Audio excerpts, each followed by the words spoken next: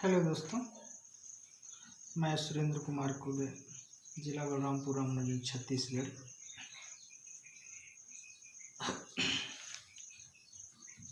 दोस्तों, आज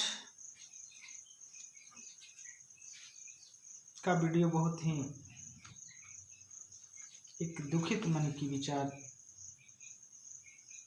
है, जिसमें इटावा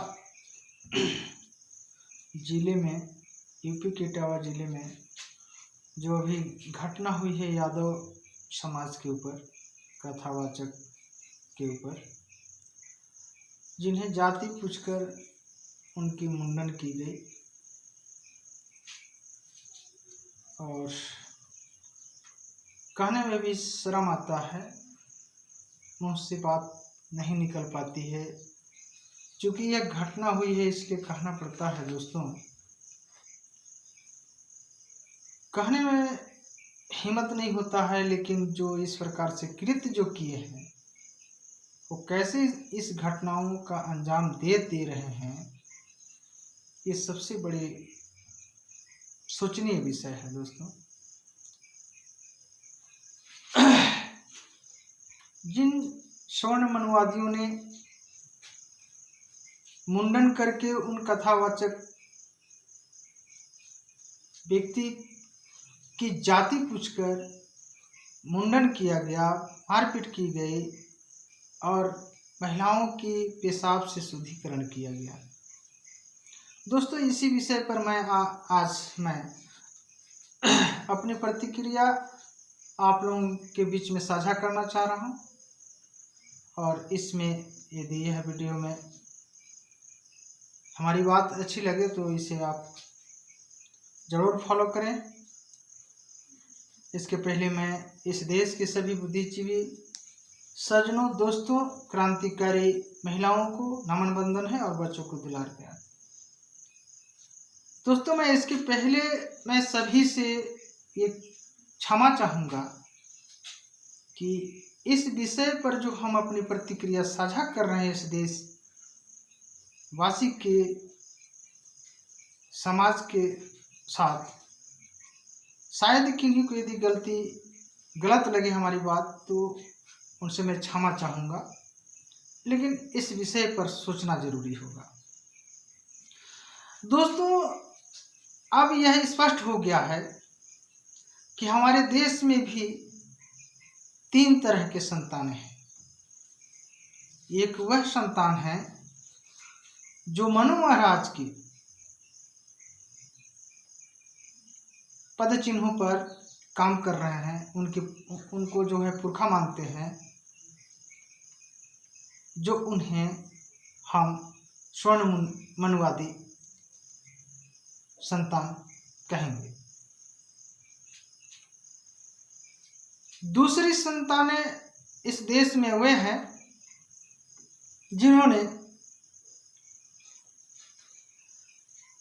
इन स्वर्ण मनुवादियों की सड़ी गली तथाकथित हिंदू धर्म के अनुसार ऐसी चीजों को जो मान रहे हैं और जो पोषण दे रहे हैं हमारे एसटी, एससी, ओबीसी समाज के लोग, थोड़ी सी सुख के लिए, थोड़ी सी सुविधा के लिए, अल्प सुख के लिए इन्होंने लालच में आकर ऐसी चीजों को जो मान रहे हैं, ये दूसरी जो है ये नालायक संतान है। और जो मनु को अपना पुरखा जो मान रहे हैं और ऐसा जो कुकृत्य जो कर रहे हैं इस देश में, तो अपने जगह पर वो मनु के वो लायक संतान हुए। 2 संतानों की हमने बात किया। तीसरी संतान हुए हैं इस देश में कि जो मानवता, विज्ञान और संविधान अर्थात समता, स्वतंत्रता, बंधुता और न्याय की विचारधारा को, यानी हमारी सुपीरियर कल्चर भारत के संत महापुरुषों की विचारधारा को लेकर समाज को गला फाड़ फाड़ कर कह रहे हैं कि अंधविश्वास पाखंड से मुक्त होइए और जाति और धर्म से उठकर मानवता, विज्ञान और संविधान को मानिए। उसके बावजूद भी ऐसे नालायक लोग जो ऐसी घटिया घिनौने, माफी चाहूंगा मैं, इतिहासकारों ने यह साबित कर दिया है कि इन्हीं स्वर्ण मनुवादियों के धर्म ग्रंथों में एसटी, एससी, ओबीसी के विरुद्ध में बहुत सारे अश्लील बातें भी लिखी हुई है। सभी अधिकारों को छीन कर इन्होंने इस समाज को रखा, उसके बावजूद भी इन लोगों ने संतुष्ट नहीं हुआ और सदियों से आज तक इन लोगों ने इस प्रकार से कुकृत्य जो कर रहे हैं, क्या इनकी मानसिकता में क्या थोड़ा सा भी इंसानियत नाम की कोई चीज है या नहीं, ये हमारा सवाल है। दोस्तों, आज जो इटावा जिले में जो घटना हुई है, उन महिला को भी सोचना चाहिए कि जिन महिला का अधिकार और वो कथावाचक यानी एसटी, एससी, ओबीसी समाज को भी धर्म ग्रंथ मानने के लिए, धर्म को मानने के लिए संविधान में अधिकार मिला, ये दोनों को अधिकार जो मिला, और जाति पूछ करके जो इस प्रकार से जो कृत्य की जा रही थी, ये महिलाओं को कैसे हिम्मत पड़ी होगी कि पेशाब से इनको शुद्धिकरण कर दिया गया होगा। महिला एक मां कहने के बाद ये स्पष्ट होता है कि कितनी बड़ी दर्द से एक बच्चे की जन्म देती है। मां उसी को बोलते हैं कि जिसमें ममता, दया, करुणा हो। क्या इनको थोड़ा सा भी इस घटनाओं को देखकर शर्म की तो बात अलग है, थोड़ा सा भी इनको रहम नहीं हुआ? दोस्तों, इन स्वर्ण मनुवादियों ने सदियों से ऐसे कुकृत्य जो करते आ रहे हैं, बहुत सारे इनकी लंबी इतिहासकारों के अनुसार कुकृत्य हैं। मैं कोई ज्ञानी नहीं हूं दोस्तों, लेकिन ये इस प्रकार की घटनाओं से बहुत दुख होता है। उन नालायक संतान को मैं कहना चाहूंगा कि मेरे दोस्त, मेरे भाई, मेरे बहनें, अभी भी सुधर जाइए, क्योंकि इन स्वर्ण मनुवादियों ने स्पष्ट आज कर दिया कि ये कोई वैदिक धर्म नहीं है, नहीं कोई हिंदू धर्म नहीं है, ना तो कोई ये सनातन धर्म है, बल्कि ये स्वर्ण मनुवादी धर्म है। आज स्पष्ट कर दिया इनको, इन लोगों ने। ऐसी घटनाएं इसके पहले महिलाओं को भी अपमानित किया गया था, कथावाचक महिलाओं को भी। इस प्रकार से आदिवासी समाज के ऊपर, लड़का के ऊपर पेशाब कर दी जाती है। इन लोगों ने जिस गाय को माता कहते हैं उससे कुकर्म करते हैं। इससे घटिया मानसिकता क्या हो सकती है दोस्तों? क्या आप लोगों को कुछ समझ में नहीं आता है क्या? क्या हमारे संत महापुरुषों की विचारधारा में क्या ऐसी विचारधारा है जिसे आपको इनकी विचारधारा, इनकी ऐसी धर्म को मानने में आप लोगों को अच्छा लगता है?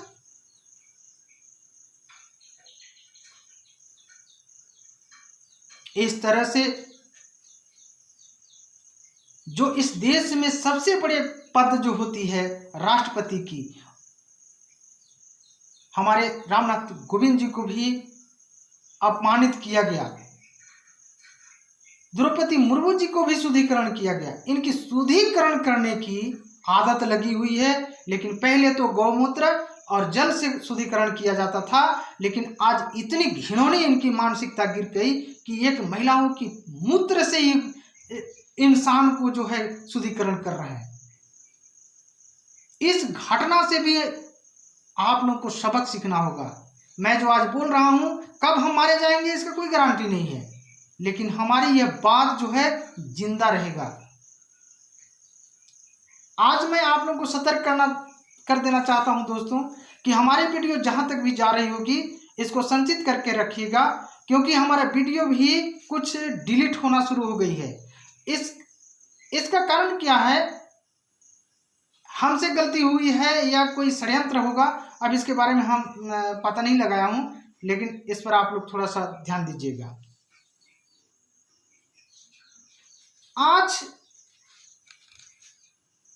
आज जो है संविधान के विरोध में इन लोगों ने बहुत सारे हरकत कर रहे हैं। बाबा साहब की पुतला भी इन्होंने दहन किया था। जिन महिलाओं को हिंदू कोड बिल के तहत अधिकार मिलना था, उस हिंदू कोड बिल को भी उस दिन संविधान बनते समय उस दिन भी विरोध किया गया था। दोस्तों, मैं ज्यादा जानकार नहीं हूं, इस बात को मैं स्पष्ट कर दे रहा हूं, लेकिन आप लोग को सोचना होगा कि बहुत सारे ऐसे घटनाएं हैं जो इनकी गिनती करते करते थक जाएंगे, लेकिन खत्म नहीं होगी। इसलिए आप लोग अभी भी सुधर जाइए और हमारा शब्दों में यदि कहीं गलती हुई होगी तो मैं क्षमा चाहूंगा सभी से। और मैं उन स्वर्ण मनोवादियों से भी मैं निवेदन करना चाहूंगा कि इस प्रकार से घिनौना और असहनीय, क्या आप इंसान नहीं हैं क्या?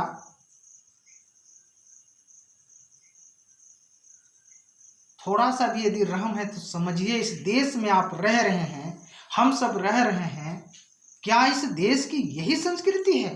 हिंदू राष्ट्र की सपना दिखाते हैं, क्या आपका यही हिंदू राष्ट्र की करतूतें होगी?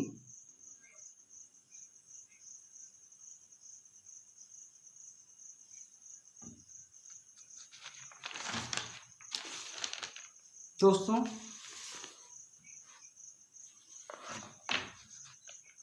मैं अंतिम बात में कुछ कहना चाहूँगा जिसमें आप लोग अमल करें या ना करें। मेरा ये अधिकार और फर्ज भी बनता है कि हम अपनी बात आप लोगों तक इस सोशल मीडिया के माध्यम से, वीडियो के माध्यम से आप लोगों तक रख सकूं, और रख रहा हूं। आप लोगों को मैं आज ऐसी बात बता रहा हूं कि आप लोगों के दिमाग में गड़ जाना चाहिए। वास्तव में आप लोग जाति और धर्म को लेकर एक दूसरे या अपना नहीं समझ रहे हैं, दौड़ रहे हैं आप लोग, किसी से कल्याण होगा। दोस्तों, इस बात को समझिए, किसी जाति से कभी इस देश का और मानव का कल्याण होने वाला नहीं।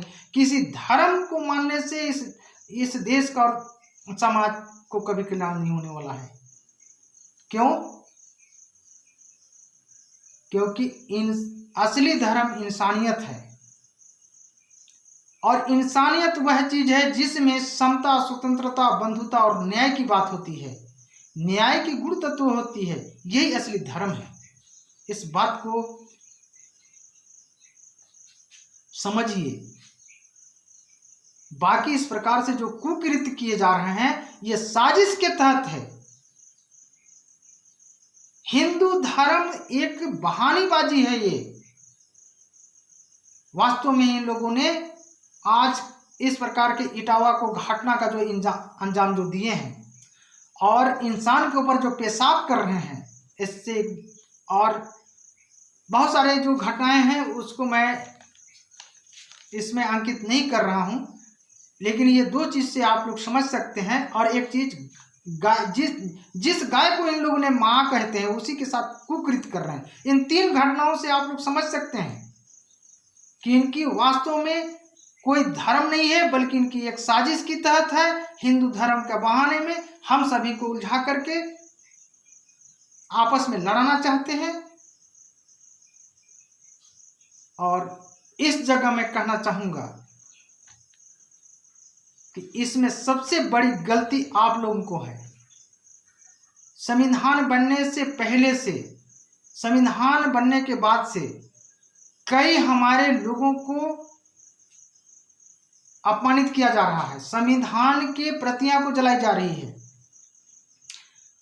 संत महापुरुषों को पुतला दहन की जा रही है, बाबा साहब की अभी प्रतिमा को एक नए के संस्थानों में नहीं लगाने दी जा रही।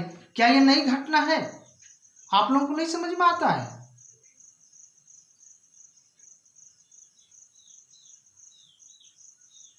अपनी गलती को भी अपने गिरेबान में झांक करके देखिए।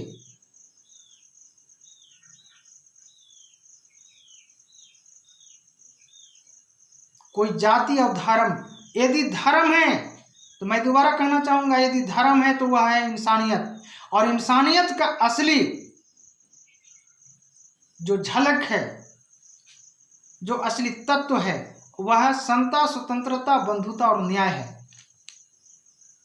और जाति असली है तो स्त्री और पुरुष है, बाकी कोई जाति नहीं है। किसी भी स्थिति में आप अपने दिमाग से सोचें, एक इंसान बन करके सोचिए, तब आपको समझ में आ जाएगा सारी बातें। मैं कोई ज्ञानी नहीं हूं, लेकिन इस प्रकार से जो घटनाएं बहुत सारे हो रही हैं, इससे पता चलता है कि देश में क्या हो रही है, क्षेत्र में क्या हो रही है।